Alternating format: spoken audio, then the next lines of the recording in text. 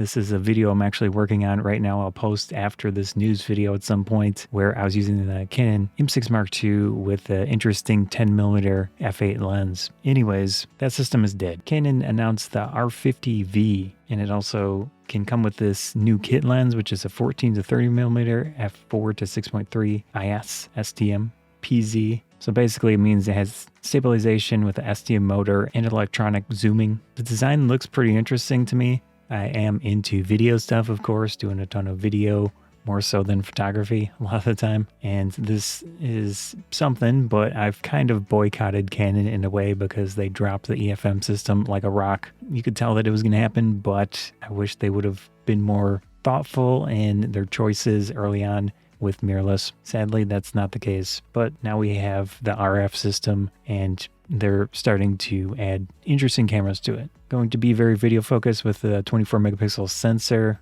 It does 4K, it does 4K 60, but with a crop, so it's not perfect. It is kind of cool looking. Relatively simple design. It has the fully articulating screen, a decent amount of buttons, but relatively minimalistic. Interesting design feature is that it has 2 tripod slots, so the 1/4-20 on the grip side. So if you want to do vertical video, vertical photography, whatever, you can do that. For the strap lugs, they use the design that is good for video work. I like this, very nice.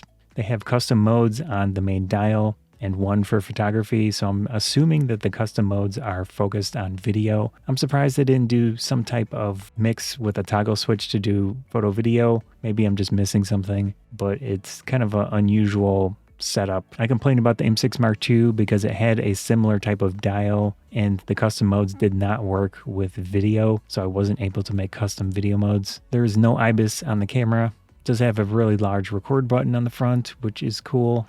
Overall, I like the design of it. It's relatively simple, but I think it would be decent for video work. And the new lens, while slow apertures, the focal length is nice, so that does look like a good combination. It has the single SD card slot that is UHS 2 compatible. Not great, but you know, that's basically what you get at this price level a lot of the time. Looking at the file formats for video, it has 8-bit and 10-bit. I personally use a lot of 8-bit just to save on space, and for whatever reason they're using H.264 encoding for that instead of H.265. I don't know why they don't just move to the new format. Saving on project size space is a big deal when you're trying to back up all your projects for video, and you know, I mean, it's fine, but something to consider at the very least. There already is a lot of competition for this camera, the ZVE10, ZVE10 II from Sony, the Nikon Z30, which I had and it overheated in 4K around 25 minutes in, either internally or externally through the HDMI port.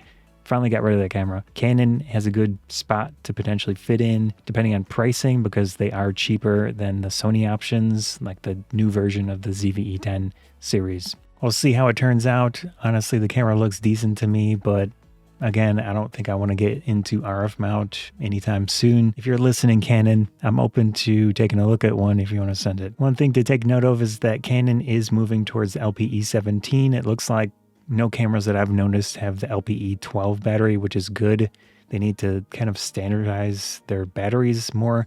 I would have preferred to see them use the largest size battery in this camera, but the LPE17 is fine, I guess. Moving on to the PowerShot V1, this was actually announced before the other camera, but I think this one is more interesting in some ways. This camera has a fixed lens. That means you're not going to be able to change out the lens, but in many ways that's better because you're just going to have a solution for anything that just works and you don't have to mess with it. The lens itself is 17 to 52 millimeters in video equivalent, or 16 to 50 in photography. So it's decently wide. The aperture range is f2.8 to f4.5 with 9 aperture blades. It does have the one SD card slot, UHS 2 compatible, and surprisingly, it has a built-in fan. Here you can see the port for the fan up top, another large fan port on the side. I think this is great. Obviously, having a physical fan in the camera can potentially mean something's going to fail eventually, but I think it's worth it for video work so that you can have whatever record times you want based on the settings, of course, and that seems to be the case. Props to Canon for adding a fan, but overall, I'd say this design looks pretty good. There is that toggle switch between photography and videography in this case. I think that's a good way to do it, and then it has custom modes. So I'm going to assume the custom modes work between either one. I won't know until I would try it at some point, which is unlikely. There is a dial around the lens, so you could potentially change that to whatever you want, depending on the settings. There is with the wind production for the microphone. I said that I was boycotting Canon, but the V1 is actually pretty interesting. It's going to be $900 in the United States, which isn't cheap, but for what it is and what it can potentially do, it looks like an interesting option for people to just have an all-in-one solution. Like the R50 V, this also has a crop in 4K 60. The interesting thing to me is that this camera basically has the same size sensor as Micro Four Thirds, but with the traditional aspect ratio of 3:2 instead. So you're going to get a decently sized sensor and f2.8 aperture on the wide end of the lens focal length. So that's a pretty good combination in my opinion. For the fan settings, if you're in auto mode or high fan setting, you shouldn't have any issues with record times. The camera does have the UVC video mode, so it's a pretty simple way to connect camera to a computer, use it as a webcam. I forgot to mention that the R50 V also has that feature, but a lot of the time you might prefer just to use HDMI if you have a proper capture device. It does have the micro HDMI port. Again, I forgot to mention with the R50 V that has a micro HDMI as well. Overall, I'd say between the R50 V and this V1, this one's more interesting to me. The built-in solution for pretty much anything you want to do is there and ready to go. I like it. I would like to try one of these out, but probably unlikely. Fujifilm announced the GFX100 RF camera, basically an X100 type camera, but with a medium format sensor, or at least their cropped version of medium format. So this is a 0.79x crop compared to full frame. It has a 35mm f4 lens with a field of view equivalent of a 28mm lens. F4 aperture is not ideal. It does have an internal 4-stop ND filter and the leaf shutter, which can be potentially nice for flash photography. With a 5.76 million dot OLED EVF, overall pretty cool. I actually prefer the black version to the black and silver. Is there a market for this? Probably not me, because it's $5,000, but it's pretty cool. You know, if you're into Fujifilm and medium format and you want as small as possible, this is it. Although I would say probably consider one of their cameras with a mount, and then hopefully they make smaller lenses at some point, but you never know.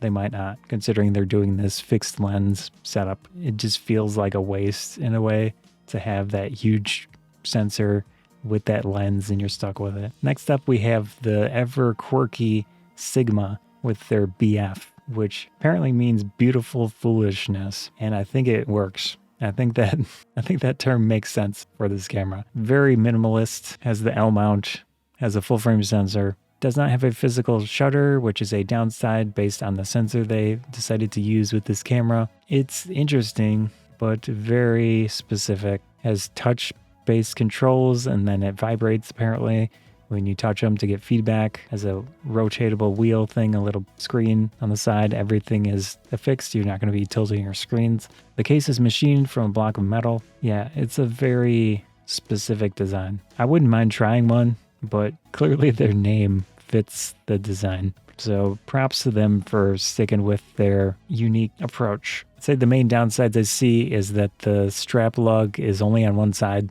It has built-in storage, which in itself is good, but also bad in some ways. If you're into minimal cameras, maybe check it out. I wouldn't mind trying one. So Sigma, if you ever watch my videos and want to work together, I like you as a company, please do send me one. It's cool. I think it'd be a great display piece at some point, many years from now. Has that USB-C port where you can potentially attach some type of storage device to it, or just transfer your photos. As far as I can tell, it does not have wireless capabilities, so you will have to use the USB-C port. Yet another camera announcement, Panasonic Lumix S1RII. So if you want Panasonic, you're into L mount, you want a bunch of capability with more megapixels than the S5 II series cameras, this might be an interesting option for you. I don't really have much to say about this one. I do like the S5 II, S5 IIX, their mount, their function, their system looks interesting to me, but I just don't have the means to get into it and try it. Maybe I should say it for everyone, but Panasonic, if you want to work together, feel free to contact me as I beg. Yeah, overall this looks pretty good. If you want something like this, you probably know you want this. Panasonic seems to be choosing sensors that have relatively high rolling shutter comparatively to models of other companies, but they offset that with the price a lot of the time. So depending on your needs and what you want, just make sure you know what you're getting into with them. But obviously they're going to be very, very nice cameras overall. With that, another company joins the L-Mount Alliance, Sirui, or however you pronounce it, Sirui. Yeah, I don't know too much about their lenses. They had contacted me once in the past, and when I sent them my terms for collaborations, they never responded. So I don't know how their lenses are at this point. But yeah, it's nice to see more lens companies getting into L-mount. Definitely should be a welcome addition for them. I'm going to make this one quick. OM Systems released the OM3. If you're into Micro Four Thirds, check them out. They did downgrade their OM1 a little bit and turned it into this, as far as I can tell. You want something a little bit smaller than their highest end camera, check it out. Their pricing does not make sense to me for this camera, but hey, if there's a market, go for it. $2,000, yeah, good luck. The last one related to Pentax, one of their employees that's really well known, TKO. He decided to leave the company to probably do some photography or whatever, travel and all that stuff that he apparently enjoys a lot and wasn't able to do.